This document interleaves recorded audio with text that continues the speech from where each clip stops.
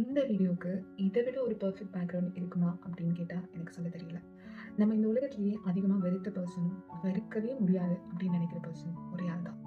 என்ன கன்ஃபியூஷனாக இருக்கா? அது வேறு யாரும் இல்லை, நம்ம அம்மா தான். அம்மானா யாரு அப்படின்னு சொல்றதுக்கான வீடியோ கண்டிப்பாக இது கிடையாது. ஏன்னா அம்மானா என்னன்னு ஒரு வீடியோவை சொல்லி தெரிஞ்சுக்கிற அளவுக்காக நம்ம இருக்கோம். அம்மா அப்படின்றது ஒரு உணர்வு.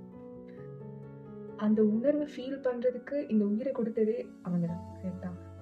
ஸோ சிம்பிளாக சொல்லணும்னா, அவங்க உயிரோட இருக்கிற வரைக்கும் அவங்கள ரொம்ப நல்லா பார்த்துக்கிறது தான் நம்மளோட கடமை.